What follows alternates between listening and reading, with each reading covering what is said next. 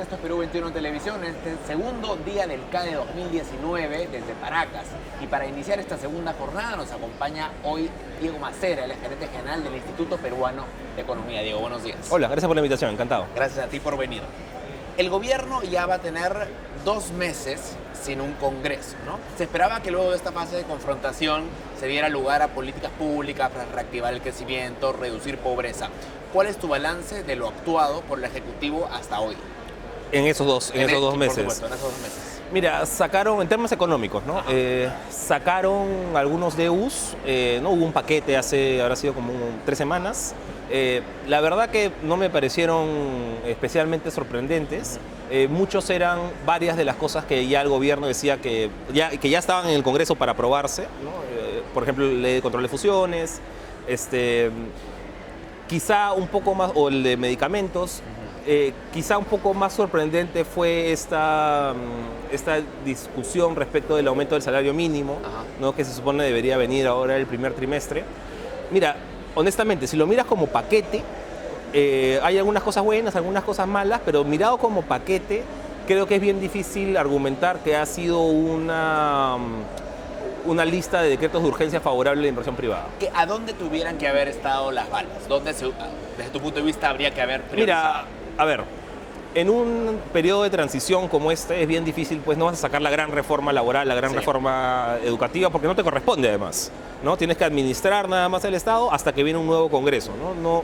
Yo no creo en esto de aprovechemos ahorita que no hay Congreso para sacar dos, porque creo que erosiona la institucionalidad. Eso no, por ahí no va. ¿Qué cosas, digamos, sí me sorprendió que por donde podría haber ido y que no fue?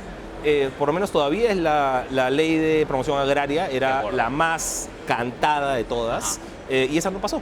O sea, es una norma que ya estaba en el Congreso, ya había sido aprobada en segunda votación para el Congreso, siempre estaba en autógrafa. Para extender el régimen laboral. Sí, para extender el régimen no solamente laboral, ¿no? Sí, sino tiene un set. Pero ya había sido aprobado en el Congreso, ya estaba con autógrafa y no se pasó. Ese sí es fundamental para la inversión privada. Ahora, se anunció que a partir del próximo año se va a estudiar la posibilidad de incrementar el sueldo. Es verdad que no dijo que se va a incrementar, pero probablemente dijeron que sí, que el primer trimestre algo se va a incrementar, solamente no dijeron el monto. No lo hubieran dicho, ¿no? ¿Crees tú que es el momento para hacer un incremento de la remuneración mínima? No, creo que no es el momento para hacer un incremento de remuneración mínima. Yo creo honestamente que cualquier revisión de la remuneración mínima, más allá de estudiar, oye, cuándo la aumentamos y cuánto la aumentamos, debería partir por decir, oye, ¿está bien la remuneración mínima ahorita? Porque claro, podemos, y que es más o menos el problema que hay ahorita en la discusión, hablamos mucho de la fórmula de aumento de la remuneración mínima, ¿no? Y decimos, oye, la ajustamos para inflación, la ajustamos por productividad, lo hacemos cada año, cada 2 años. Me parece muy bien que el gobierno haya dicho, oye, hagamos una cosa técnica, ¿no? Para saber a ciencia cierta cuándo vamos a aumentarla y cuánto, así ya no es un capricho político. Eso me parece muy bien, ¿no? Ahora, cualquier fórmula de aumento de la remuneración mínima en realidad debería partir, aunque sea una vez, por identificar cuál es la remuneración mínima correcta, entre comillas, ¿no? Si hubiera una. Porque claro, si no yo estoy aumentando sobre una base que está mal, pues. Para quienes no son economistas, ¿cuál es el riesgo de incrementar una remuneración mínima por encima del nivel, digamos, que mandaría la productividad? El problema, para comenzar, es que en el Perú tienes un mercado informal sumamente extendido, a los cuales la remuneración mínima en verdad le da un poco igual.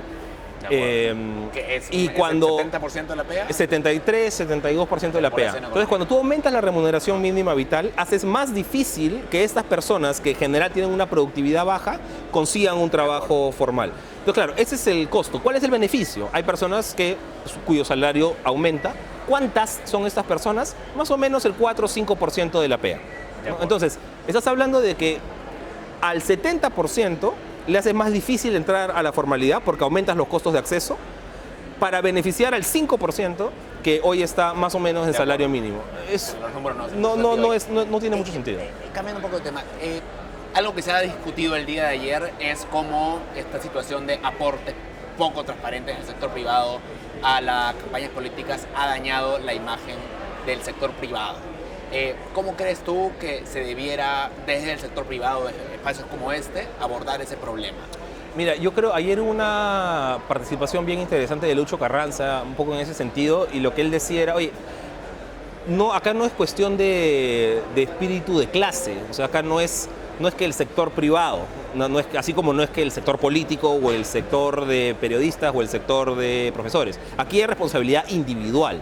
Correcto. ¿No? Entonces, no metamos todo en la misma bolsa porque así le hacemos un flaco servicio en realidad a la democracia y a la institucionalidad. Hay que identificar quiénes son los responsables, sancionarlos de acuerdo a su nivel de rompimiento de la ley, y a los demás vemos ya a la parte que le corresponde, la culpa que le corresponde, si quieres, al sector gremial, es cómo nos organizamos para que estos actos no vuelvan a ocurrir dentro de un espacio de gremio empresarial, ¿no? Oye, ¿qué reglas podemos poner dentro del gremio? ¿Qué tipo de oversight podemos tener unos con otros, ¿no? Para que estos temas no vuelvan a ocurrir? Pero yo sería muy cauto en tratar de asignar culpa al sector empresarial. No, con el sector empresarial es tal y tal. ¿Ya? Y además, y ni siquiera, y ahí incluso hay que separar a la persona de la empresa. No es lo mismo, ¿no? El dueño de la empresa, el accionista de la empresa, o quien sea que haya tomado la decisión, el gerente general, que los otros 50.000 trabajadores o 2.000 trabajadores de la empresa. O sea, hay que separar culpas. De acuerdo, de acuerdo. Para terminar, estamos en una región en este momento conmovida. El Perú hasta ahora se ha mantenido, digamos, un poco ajeno a la situación de desborde social que hay en países como en Chile, en Bolivia, en Ecuador. ¿Qué tan protegidos estamos de contagiarnos? Es una pregunta difícil porque, digamos nunca es imposible decir, oye, ¿podría haber un tema como Chile mañana en el Perú? Sí, podría haber, ¿no? Uno nunca sabe. Creo que es menos probable, sí, creo que es poco probable. ¿Por qué? Mira, la respuesta fácil es porque hemos metido a la mitad de nuestros políticos a la cárcel y hemos disuelto el Congreso, ¿no? Eso bajó tensión política muchísimo, es mi percepción. Aquí, digamos, estoy hablando como, yo no soy analista político, pero mi percepción es que al momento de tener una justicia quizá sobreactiva en el sector político, y las decisiones que ha tomado el presidente Vizcarra, sobre todo la de cerrar el Congreso siendo la más dramática, todo eso ha bajado un poco la tensión ciudadana en el marco, pues, de una protesta que en Chile tenía mucho que ver con esta desconexión política que sentía la gente con respecto de la élite. De acuerdo. Diego, te agradezco mucho. Encantado. Diego Macera, gerente general del Instituto Peruano de Economía. Vamos a seguir con esta transmisión especial desde Paracas por el CAE 2019. Hasta luego.